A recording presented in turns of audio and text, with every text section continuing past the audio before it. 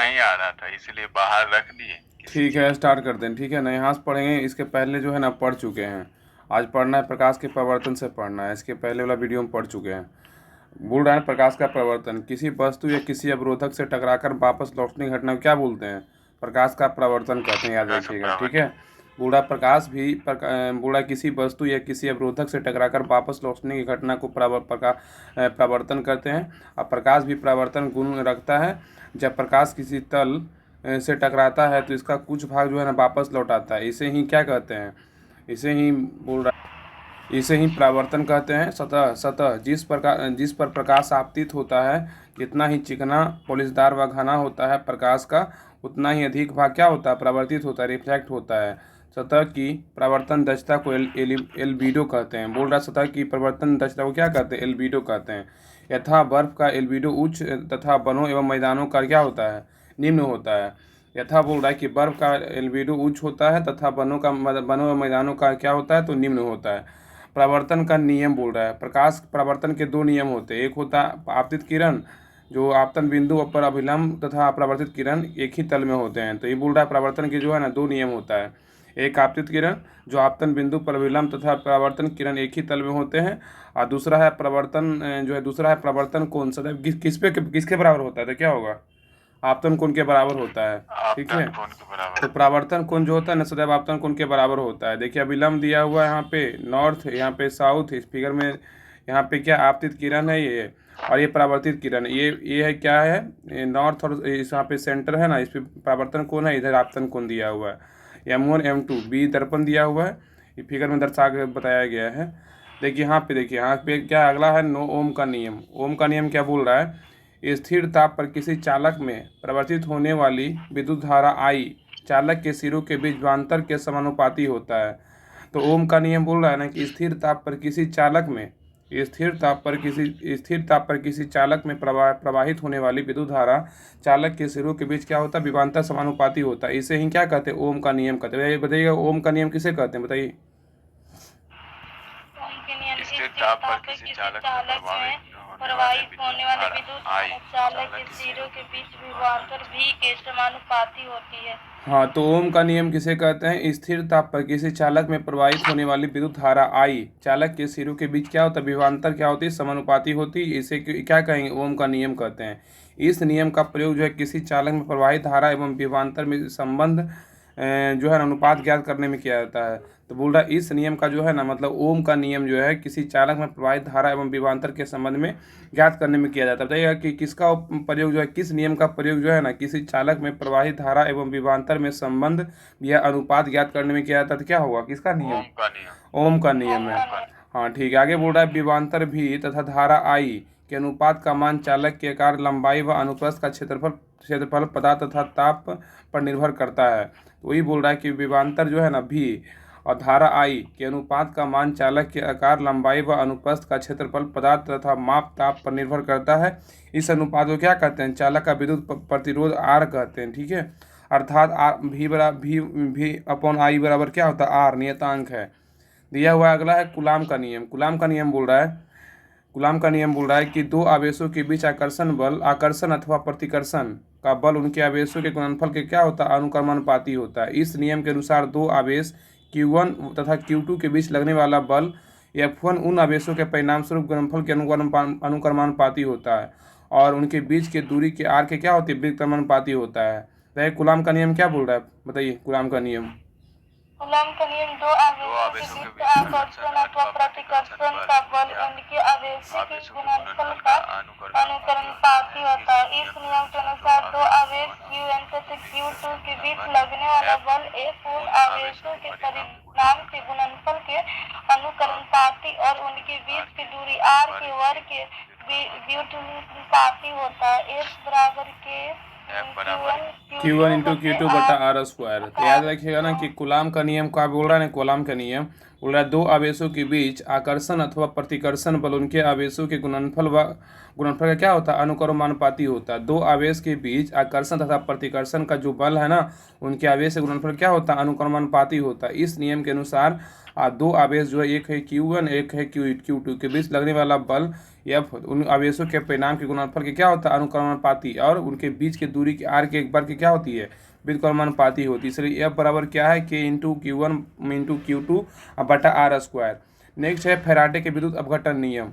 बोल रहा है कि फैराडे का विद्युत अपघटन नियम क्या बोल रहा है, बोल रहा है कि प्रथम नियम इसका क्या है, फैराडे का प्रथम नियम बोल रहा है कि विद्युत अपघटन की क्रिया में इलेक्ट्रोड पर मुक्त हुए तत्व का द्रव्यमान विद्युत अपघटन में प्रवाहित विद्युत धारा की मात्रा के अनुक्रमानुपाती होता है। तो फैराडे का प्रथम नियम क्या बोल रहा है, फैराडे का प्रथम नियम विद्युत मुक्त हुए तत्व का द्रव्यमान विद्युत अपघटन में प्रवाहित विद्युत की मात्रा के अनुक्रमानुपाती होती है। हाँ, तो फैराडे का जो प्रथम नियम बोल रहा है ना कि विद्युत अपघटन की क्रिया में इलेक्ट्रोड पर मुक्त हुए तत्व के द्रव्यमान का क्या होता है, विद्युत अपघटन में प्रवाहित विद्युत धारा के अनुक्रमानुपाती होता है।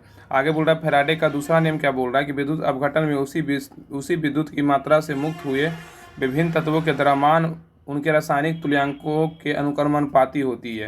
तो दूसरा नियम बोल रहा है, फैराडे का दूसरा नियम कह रहा है कि विद्युत अपघटन में उसी विद्युत की मात्रा से मुक्त हुए विभिन्न तत्वों के द्रव्यमान उनके रासायनिक तुल्यांकों के अनुक्रमानुपाती होता है। तो ये दूसरा नियम क्या बोल रहा है, फैराडे का दूसरा नियम नियम है ना कि विद्युत अपघटन में उसी विद्युत की मात्रा से मुक्त हुए विभिन्न तत्व के द्रव्यमान उनके रासायनिक तुल्यांकों के अनुक्रमानुपाती होते हैं।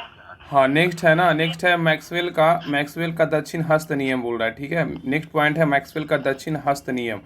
बोल रहा है यह यदि धारावाही तार को दाएं हाथ की मुट्ठी में इस प्रकार पकड़ा जाए कि अंगूठा धारा की दिशा की ओर संकेत करता हो तो हाथ की अंगुलियां का मुड़ा चुंबकीय क्षेत्र की दिशा व्यक्त करेगी। तो बोल रहा है मैक्सवेल का दक्षिण हस्त नियम, यदि धारावाही तार को दाएं हाथ की मुट्ठी में इस प्रकार पकड़ा जाए कि अंगूठा धारा की दिशा की ओर संकेत करता हो तो हाथ की अन्य अंगुलियां का मुड़ाव चुंबकीय क्षेत्र की दिशा के क्या करेगा, व्यक्त करेगी।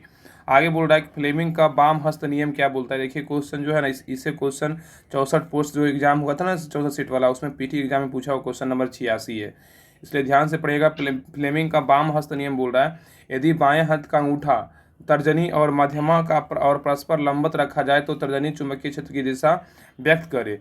बोल रहा है फ्लेमिंग का जो बाम हस्त नियम कह रहा है कि यदि बाएं हाथ का अंगूठा तर्जनी और मध्यमा और परस्पर लंबवत रखा जाए तो तर्जनी चुंबकीय क्षेत्र की दिशा को व्यक्त करे और अंगूठा गति की दिशा में हो तो मध्यमा प्रेरित धारा की दिशा की ओर संकेत करेगी। तो फ्लेमिंग का बाम हस्त नियम क्या कहता है, फ्लेमिंग के बाएं हस्त नियम यदि बाएं हाथ का अंगूठा तर्जनी और मध्यमा और परस्पर लंबवत रखा जाए तो तर्जनी चुंबकीय क्षेत्र की दिशा व्यक्त करे और अंगूठा गति की दिशा में हो तो मध्यमा प्रेरित धारा की दिशा का संकेत करेगी। हाँ, तो फ्लेमिंग का बाम हस्त नियम कह रहा है ना कि यदि बाएं हाथ का अंगूठा तर्जनी और मध्यमा और परस्पर लंबवत रखा जाए तो तर्जनी चुंबकीय क्षेत्र की दिशा में व्यक्त करे और अंगूठा गति की दिशा में हो तो मध्यमा प्रेरित धारा की दिशा की ओर संकेत करेगी। याद ये है ना फ्लेमिंग का बाम हस्त नियम है।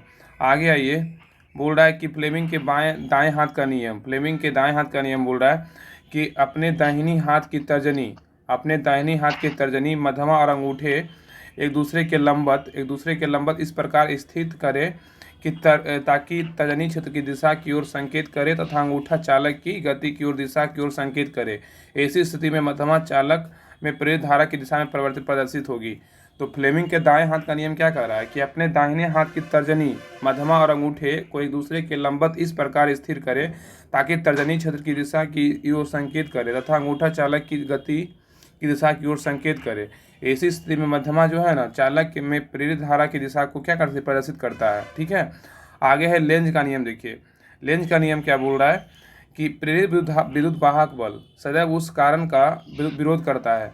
तो लेंज का जो नियम है ना बोल रहा है प्रेरित विद्युत वाहक बल सदैव उस कारण का विरोध करता है जिसके द्वारा वह स्वयं उत्पन्न होता है। अतः यदि कुंडली के चुंबकीय फ्लक्स में वृद्धि होती है तो प्रेरित विद्युत वाहक बल कुंडली के चुंबकीय फ्लक्स को घटाने की कोशिश करता है, याद रखिएगा। और यदि कुंडली को चुंबकीय फ्लक्स में कमी होती है तो प्रेरित विद्युत वाहक बल चुंबकीय फ्लक्स को बढ़ाने की कोशिश करता है।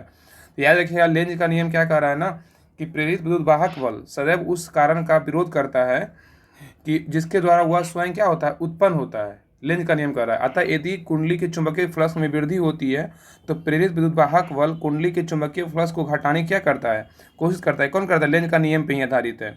और यदि कुंडली के चुंबकीय फ्लक्स में कमी होती है तो प्रेरित विद्युत वाहक बल चुंबकीय फ्लक्स को क्या करता है, बढ़ाने की कोशिश। अगर कमी होगा तो क्या करेगा, चुंबकीय फ्लक्स बढ़ाने की कोशिश करता है। आगे है बॉयल का नियम। बॉयल का नियम बोल रहा है कि स्थिर ताप पर किसी गैस के निश्चित द्रव्यमान, बॉयल का नियम कह रहा है कि स्थिर ताप पर किसी गैस के निश्चित द्रव्यमान का दाब उसके आयतन की क्या होती है, व्युत्क्रमानुपाती होती है, याद रखिएगा। तो बॉयल का नियम कह रहा है ना कि स्थिर ताप पर किसी गैस के निश्चित द्रव्यमान का दाब उसके आयतन क्या होता है, व्युत्क्रमानुपाती होता है। अर्थात P इंटू V बराबर क्या होता है, नियतांक होगा। ये बॉयल का नियम कह रहा है। तो बताइएगा कि स्थिर ताप पर किसी गैस के निश्चित द्रव्यमान का दाब उसके आयतन का व्युत्क्रमानुपाती होता है। किसका नियम है? तो बॉयल का नियम है ना, ये बॉयल का नियम। अर्थात P इंटू V बराबर क्या होता है, नियतांक होता है। आगे दिया कि न्यूटन का सर्वाधिक गुरुत्वाकर्षण नियम। बोल रहा ब्रह्मांड में प्रत्येक पिंड दूसरे पिंड को अपनी ओर आकर्षित करता है। अतः किन्हीं दो पिंडों के बीच कार्य करने वाला यह आकर्षण बल उन पिंडों के द्रव्यमान के गुणनफल के क्या होती है, अनुक्रमानुपाती, तथा उनके बीच के क्या होती है, बल के व्युत्क्रमानुपाती होता है। तो न्यूटन का जो सर्वाधिक गुरुत्वाकर्षण नियम कह रहा है कि ब्रह्मांड में प्रत्येक पिंड दूसरे पिंड को अपनी ओर आकर्षित करता है। अतः किन्हीं दो पिंडों के बीच कार्य करने वाला जो है यह आकर्षण बल उन पिंडों के द्रव्यमान के गुणनफल में क्या होता है, अनुक्रमानुपाती होता है, तथा उनके बीच की दूरी क्या होता है, व्युत्क्रमानुपाती होता है। ये न्यूटन का सर्वाधिक गुरुत्वाकर्षण नियम है। इसलिए अर्थात बराबर F बराबर क्या होता है, G into M1 into M2 बटा R स्क्वायर। नेक्स्ट नियम है केपलर का नियम। नेक्स्ट बोल रहा है केपलर का नियम क्या कह रहा है कि प्रत्येक ग्रह सूर्य के चारों एक दीर्घवृत्ताकार कक्षा में परिक्रमा करता है तथा सूर्य कक्षा में एक फोकस पर होता है। ग्रह का क्षेत्रीय वेग नियत रहता है। देखिएगा कि कौन सा नियम है ना, प्रत्येक ग्रह सूर्य के चारों एक दीर्घवृत्ताकार कक्षा में परिक्रमा करता है। किस नियम का उदाहरण है? तो केपलर का नियम है। हाँ, तो प्रत्येक ग्रह सूर्य की ओर जो है ना एक दीर्घवृत्ताकार कक्षा में परिक्रमा करता है, केपलर का नियम कह रहा है। तथा सूर्य कक्षा में एक फोकस पर होता है। ग्रह का क्षेत्रीय वेग क्या होता है, नियत रहता है। ये है ना केपलर का नियम, याद रखिएगा। और ग्रह के परिक्रमण काल वर्ग उसकी सूर्य से माध्यम दूरी के तृतीय घात अथवा घन के अनुक्रमानुपाती होता है। तो केपलर का नियम में बोल रहा है कि ग्रह के परिक्रमण काल का वर्ग उसके सूर्य के मध्यमान दूरी की तृतीय घात अथवा घन की क्या होती है, अनुक्रमानुपाती होता है। अर्थात T स्क्वायर जो है ना, इसको अल्फा पढ़ेंगे ना, R क्यू, यही पढ़ेंगे ना, अल्फा पढ़ेंगे। हाँ, T square alpha R Q है। नेक्स्ट बोल रहा है एवोगाड्रो का नियम। एवोगाड्रो अल्फा नहीं पढ़ेंगे ना, अल्फा क्या पढ़ेंगे, हाँ T स्क्वायर समानुपाती पढ़ेंगे ना, T स्क्वायर समानुपाती R क्यू का है। सही बात है। यहाँ पे बोल रहा है ना ग्रह के परिक्रमण काल का वर्ग सूर्य के मध्यमान दूरी के तृतीय घात अथवा घन के अनुक्रमानुपाती होता है ना, ये अर्थात T स्क्वायर समानुपाती R क्यू का होगा। ठीक है, आगे देखिए। हाँ, समानुपाती होगा, अनुक्रमाती समानुपाती, हाँ वही चीज़ है। आगे बोल रहा है एवोगाड्रो का नियम। एवोगाड्रो का नियम कह रहा है कि समान ताप और दाब सभी गैसों के समान आयतन में अणुओं की संख्या क्या होती है, समान होती है, याद रखिएगा। तो यही बोल रहा है ना कि समान ताप और दाब पर सभी गैसों के समान आयतन में अणुओं की संख्या समान होती है। अर्थात भी समानुपाती n स्थिर ताप और दाब पर, जहाँ n बराबर न गैस के अणुओं की संख्या तथा v बराबर आयतन, समान ताप एवं दाब विभिन्न गैसों के 1 ग्राम अणु का जो आयतन होता है ना, कितना होता है, 22.4 लीटर होता है। ठीक है, तथा इस 22.4 लीटर में 6.0 इंटू 10⁻23 अणु होते हैं। यही संख्या क्या कहलाता है, एवोगाड्रो की संख्या कहलाता है। तो फिर से देखिए, ध्यान देखिए, बोल रहा है एवोगाड्रो का नियम क्या बोल रहा है कि समान ताप और दाब पर सभी गैसों का समान आयतन में अणुओं की संख्या भी क्या होती है, ये ना समान होती है। अर्थात भी समानुपाती n स्थिर ताप और दाब, जहाँ n बराबर गैस के अणुओं की संख्या तथा v बराबर आयतन, और समान ताप एवं दाब पर विभिन्न गैसों के 1 ग्राम अणु का आयतन जो है 22.4 लीटर होता है। और तथा इस 22.4 लीटर में 6.02 इंटू 10⁻23 अणु होते हैं। इस संख्या को क्या कहते हैं, एवोगाड्रो की संख्या कहते हैं, एवोगाड्रो का नियम कहते हैं। ठीक है, आगे बोल रहा है कि पाउली का नियम। पाउली का नियम क्या बोल रहा है, पाउली का अपवर्जन नियम कह रहा है। ये क्या कह रहा है कि इसके अनुसार एक दिए गए परमाणु में कहीं 2 इलेक्ट्रॉनों के लिए चारों क्वांटम संख्याओं का मान समान नहीं हो सकता है। अतः यदि इलेक्ट्रॉनों के n, I और m के मान एक ही हो तो उसका चक्रण क्या होता है, सॉरी L है, यहाँ L है, N, L और m। हाँ, तो बोल रहा है कि पाउली का अपवर्जन नियम कह रहा है कि इसके अनुसार, पाउली के अपवर्जन के नियम के अनुसार बोल रहा है एक दिए गए परमाणु में कहीं 2 इलेक्ट्रॉनों के लिए चारों क्वांटम संख्याओं का जो मान होता है ना, समान नहीं हो सकता। ये पाउली का अपवर्जन नियम कह रहा है। अतः दो इलेक्ट्रॉनों में पाउली है, पाउली का पाउली का अपवर्जन नियम। अतः यदि दो इलेक्ट्रॉनों में n, l और m के समान एक ही हो तो उसका चक्रण क्या होगा, विपरीत होगा। याद रखिए, ये जो है ना पाउली का अपवर्जन नियम कह रहा है। आगे बोल रहा है हुंड का अधिकतम बहुलता का नियम। ये क्या बोल रहा है, हुंड का अधिकतम बहुलता का नियम। हुंड का अधिकतम बहुलता के नियम के अनुसार बोल रहा है इलेक्ट्रॉन तक युग्मित नहीं होते हैं जब तक कि रिक्त रक्षकक्षक प्राप्त है, अर्थात जब तक संभव है इलेक्ट्रॉन क्या होगा, अयुग्मित हो जाते हैं। ठीक है। नेक्स्ट है हाइजेनबर्ग का अनिश्चितता सिद्धांत। हाइजेनबर्ग का अनिश्चितता सिद्धांत बोल रहा है कि हाइजेनबर्ग के अनिश्चितता सिद्धांत के अनुसार किसी कण का स्थित और विस्वेग एक यथार्थ निर्धारण असंभव है। नेक्स्ट है अफबाऊ का नियम। अफबाऊ का नियम बोल रहा है इस नियम के अनुसार, अफबाऊ के नियम के अनुसार तत्वों के इलेक्ट्रॉनिक विन्यास लिखने के लिए विभिन्न परमाणु कक्षकों की ऊर्जा बढ़ने का क्रम इस प्रकार है 1s 2s 2p 3s। ये जो क्रम बढ़ने वाला है, ठीक है, क्योंकि इधर जिधर मुंह खुला रहता है ना उधर वो बड़ा होता है।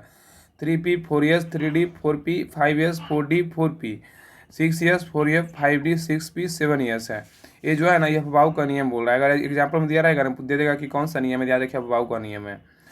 नेक्स्ट बोल रहा है गुणित अनुपात का नियम क्या कर रहा है। गुणित अनुपात का नियम बोल रहा है इसे डाल्टन ने 1803 ईस्वी में प्रतिपादित किया था। तो ये गुणित अनुपात किसने प्रतिपादित किया था और कब किया था, क्या होगा बताइए। 1803 में। हाँ, गुणित का जो अनुपात नियम है ना ये डाल्टन ने 1803 में क्या किया था, प्रतिपादित किया था, याद रखिएगा। आगे बोला इसके अनुसार जब दो तत्व परस्पर संयोग करके दो या दो से अधिक यौगिक बनाते हैं तब एक तत्व की विभिन्न जो है ना भिन्न मात्राएं जो इधर आइए तो फिर से देखिए रिपीट कर रहे हैं। गुणित का अनुपात नियम बोल रहा है कि ये इसे डाल्टन ने 1803 में क्या किया, प्रतिपादित किया था, गुणित का अनुपात नियम। अब बोल रहा है इसके अनुसार मतलब गुणित अनुपात के अनुसार बोल रहा है कि जब दो परस्पर संयोग करके दो या दो अधिक यौगिक बनाते हैं तब एक तत्व की विभिन्न मात्राएं जो दूसरे हाँ तो दूसरे बोल रहा है दूसरे तत्व की निश्चित मात्रा में संयोग करती है तो परस्पर सरल अनुपात में होती है। ठीक है। आगे बोल नाइट्रोजन ऑक्सीजन के साथ 5 ऑक्साइड बनाता है। नाइट्रोजन जो है ना ऑक्साइड के साथ 5 ऑक्साइड बनाता है। ऑक्साइड जो है इसमें दिया हुआ नाइट्रोजन ऑक्साइड है, इसमें N2O में 14 N2O में नाइट्रोजन ऑक्साइड कितना होता है, 14:8 होता है, याद रखिएगा। अब N2O2 में कितना होता है नाइट्रोजन ऑक्साइड, तो ये होता है 14:16 होता है। N2O3 में कितना होता है 14.24 है। N2O4 में कितना है 14.32 है। N2O5 में कितना है तो हाँ 14.40 है। यही है, सबका मान दिया हुआ। आगे है गैर लुसांक का नियम, इसी को दाब ताप संबंधी नियम कहते हैं। गैर लुसांक नियम को क्या बोलते हैं, दाब ताप संबंधी नियम कहते हैं। इसके बारे में बोल रहा है कि स्थिर आयतन पर किसी निश्चित मात्रा वाली गैस का दाब उसके परम ताप क्या होती है, समानुपाती होती है। गैस का लुसांक नियम बोल रहा है, गैर लुसांक का नियम कि स्थिर आयतन पर किसी निश्चित मात्रा वाली गैस का दाब उसके परम ताप के समानुपाती होता है, इसलिए P समानुपाती क्या होगा T, इसलिए P/T बराबर क्या होता है, नियतांक होता है। नेक्स्ट बोल रहा है रासायनिक संयोजन का नियम। रासायनिक संयोजन का नियम क्या कह रहा है कि लेवासियर एवं प्राउस्ट ने कई प्रयोगों के पश्चात रासायनिक के निम्नलिखित 2 नियम प्रतिपादित किए हैं। बोल रहा है रासायनिक संयोजन के नियम में बोल रहा है कि लेवासियर एवं प्राउस्ट ने कई प्रयोगों के पश्चात रासायनिक के निम्नलिखित 2 नियम क्या किया, प्रतिपादित किया। एक पहला कि द्रव्यमान का संरक्षण नियम। ठीक है, इसमें क्या कह रहा है, द्रव्यमान संरक्षण का नियम। इस नियम के अनुसार किसी रासायनिक अभिक्रिया में द्रव्यमान ना तो सृजन किया जा सकता है ना ही विनाश किया जाता है। द्रव्यमान का संरक्षण नियम में बोल रहा है ना कि इस नियम के अनुसार क्या कह रहा है कि किसी रासायनिक अभिक्रिया में द्रव्यमान ना तो मतलब सृजन हो सकता है और ना ही जो है ना नाश विनाश हो सकता है। ये द्रव्यमान का संरक्षण नियम कह रहा है। और नेक्स्ट है स्थिर अनुपात का नियम। ये क्या बोल रहा है, इस नियम के अनुसार किसी भी यौगिक में तत्व सदैव एक निश्चित द्रव्यमान के अनुपात में विद्यमान होता है। तो स्थिर अनुपात का नियम क्या कर रहा है, तो किसी भी यौगिक में तत्व सदैव एक निश्चित द्रव्यमान क्या होता है, अनुपात में विद्यमान होता है। ये स्थिर अनुपात का नियम कर रहा है। नेक्स्ट बोल रहा है डाल्टन के परमाणु सिद्धांत। डाल्टन के परमाणु सिद्धांत क्या कर रहा है कि डाल्टन का परमाणु सिद्धांत रासायनिक संयोजन के नियमों पर आधारित होता है। बताइए डाल्टन के परमाणु सिद्धांत किस पे आधारित होता है, किस नियम पर आधारित होता है, बताइए क्या होगा। रासायनिक संयोजन के नियमों पर आधारित। हाँ, तो डाल्टन के परमाणु सिद्धांत जो है ना रासायनिक संयोजन के नियमों पर आधारित होता है। इस सिद्धांत मतलब डाल्टन के परमाणु सिद्धांत के द्रव्यमान संरक्षण के नियम और स्थिर अनुपात के नियम की क्या होती है, युक्ति संगत व्याख्या की। इस सिद्धांत के अनुसार सभी द्रव सूक्ष्म कणों से बने होते हैं। इस सिद्धांत के अनुसार जो है ना मतलब डाल्टन के परमाणु सिद्धांत के अनुसार बोला है सभी द्रव जो है सूक्ष्म कणों से बने होते हैं जिन्हें परमाणु कहते हैं। डाल्टन के सिद्धांत की विवेचना निम्न प्रकार की जा सकती है। ठीक है, पहला पॉइंट इसमें दिया हुआ है, सभी द्रव परमाणु से निर्मित होते हैं। किसका नियम है, डाल्टन सिद्धांत का नियम है, सभी द्रव परमाणु से निर्मित होते हैं। डाल्टन का सिद्धांत का नियम कर रहा है। और दूसरा पॉइंट है कि परमाणु विभाज सूक्ष्मतम कण होते हैं जो रासायनिक अभिक्रिया में ना सृजित किए होते हैं ना ही विनाश होता है। किसका नियम है? डाल्टन का नियम है ना, डाल्टन के परमाणु सिद्धांत का नियम है, याद रखिएगा। और नेक्स्ट पॉइंट बोल रहा है कि दिए गए तत्व के सभी परमाणुओं के द्रव्यमान एवं रासायनिक गुणधर्म समान होते हैं। किसका नियम है? तो डाल्टन के परमाणु सिद्धांत का नियम है। आगे पॉइंट बोल रहा है कि भिन्न भिन्न तत्वों के परमाणुओं के द्रव्यमान एवं रासायनिक गुणधर्म भिन्न भिन्न होते हैं। किसका नियम है? क्या होगा? डाल्टन के परमाणु सिद्धांत का नियम है। भिन्न भिन्न तत्वों के परमाणुओं के यही सब क्वेश्चन जो है ना पूछ सकता है, देगा कि भिन्न भिन्न तत्वों के परमाणुओं के द्रव्यमान एवं रासायनिक गुणधर्म भिन्न भिन्न होते हैं, किस नियम पर आधारित है? तो डाल्टन के परमाणु सिद्धांत के नियम पर आधारित है। नेक्स्ट पॉइंट बोल रहा है किसी भी यौगिक परमाणुओं की सापेक्ष संख्या एवं प्रकार निश्चित होता है। किसका नियम है? डाल्टन का परमाणु सिद्धांत नियम है। किसी भी यौगिक में परमाणु की सापेक्ष संख्या एवं प्रकाश निश्चित है, डाल्टन का परमाणु सिद्धांत नियम है। आगे बोल रहा है यद्यपि डाल्टन का परमाणु सिद्धांत आज पूर्णतः सत्य नहीं माना गया जाता है, फिर भी रासायनिक संयोजन के नियमों का सफल व्याख्या कर इस सिद्धांत ने परमाणुओं के अस्तित्व को वैज्ञानिक तौर पे सिद्ध किया है। ठीक है, ये भी डाल्टन का परमाणु सिद्धांत नियम है। आगे बोल रहा है बोरबरी का नियम। बोरबरी का नियम क्या कर रहा है? किसी कक्षा में उपस्थित अधिकतम इलेक्ट्रॉन की संख्या को सूत्र 2n² में दर्शाया जाता है, जहाँ n कक्षा की संख्या या ऊर्जा स्तर है। आगे बोल रहा है बोरबरी का नियम में पहला पॉइंट कर रहा है कि सबसे बाहरी कक्षा में इलेक्ट्रॉन की अधिकतम संख्या कितनी होती है? 8 हो सकती है। किसका नियम है? तो बोरबरी का नियम है। सबसे बाहरी कक्षा इलेक्ट्रॉन की अधिकतम संख्या 8 हो सकती है, बोरबरी का नियम है।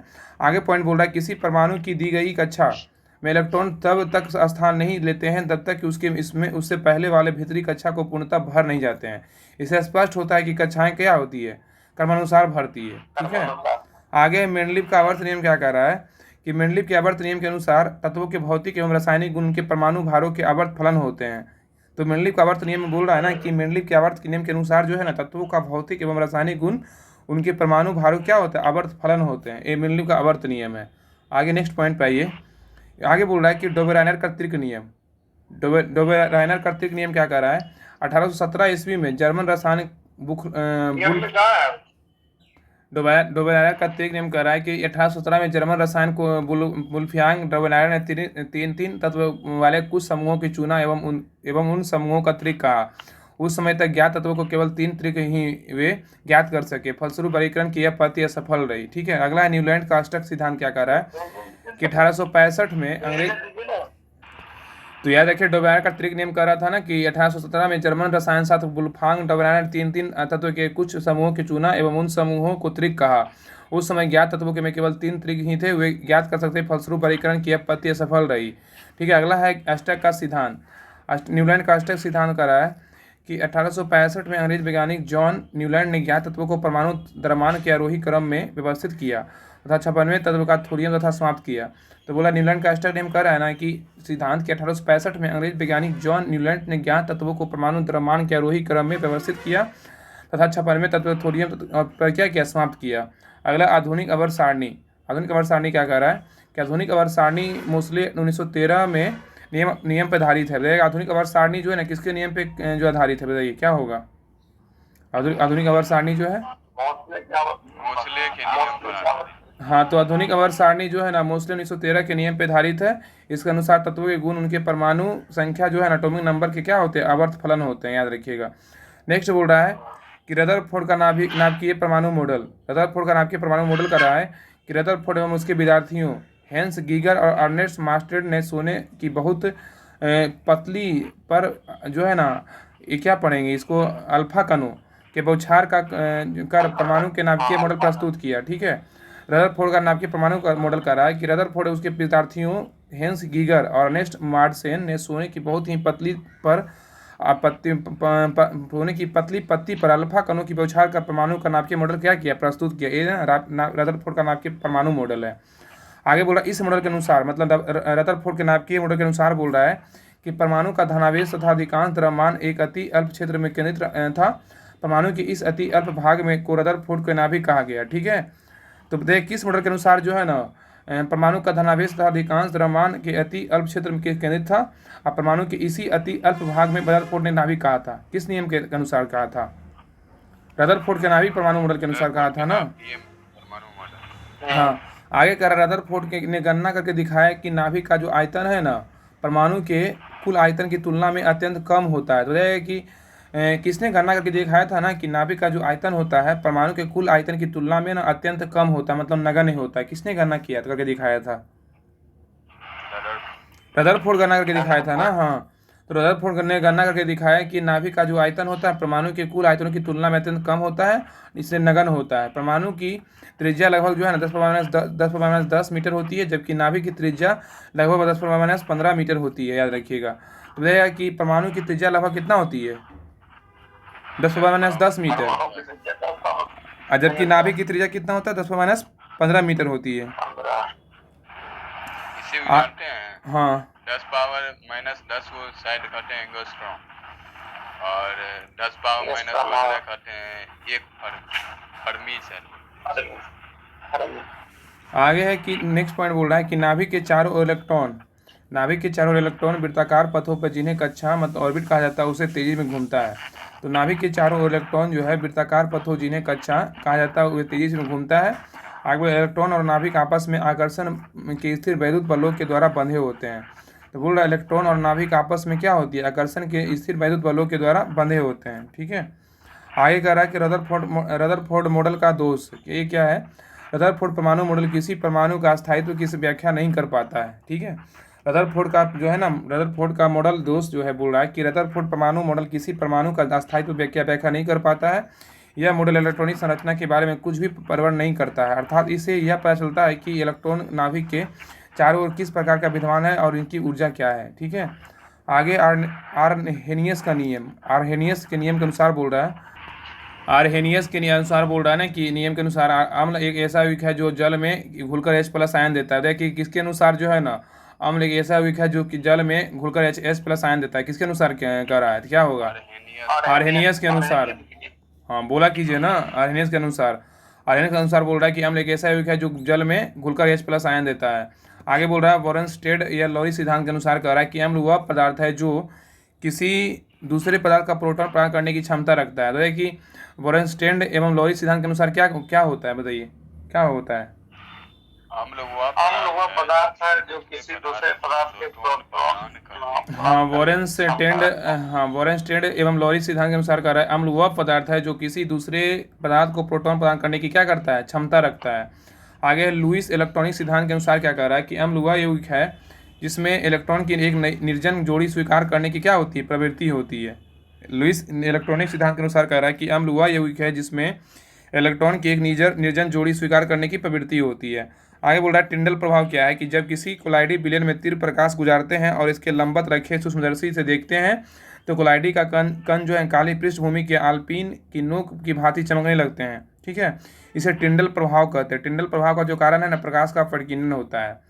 तो टिंडल प्रभाव बोल रहा है कि जब किसी कोलाइडी विलयन में तीव्र प्रकाश गुजारते हैं तो और इसके लंबवत रखे सूक्ष्मदर्शी से देखते हैं तो कोलाइडी कण जो है काली पृष्ठभूमि में आल्पिन की नोक की भांति चमकने लगते हैं।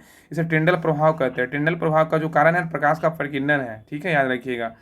नेक्स्ट है बफर विलयन क्या है? वह विलयन जो अम्ल या क्षार की साधारण मात्राओं को अपनी प्रभावी अम्लता या क्षारता में प्राप्त परिवर्तन किए बिना अवशोषित कर लेता है, इसे बफर विलयन कहते हैं। वही बफर विलयन किसको कहेंगे? बफर विलयन बोले तो बफर विलयन वह विलयन जो किसी अम्ल का क्षार की साधारण मात्राओं को अपनी प्रभावी अम्लता या क्षारता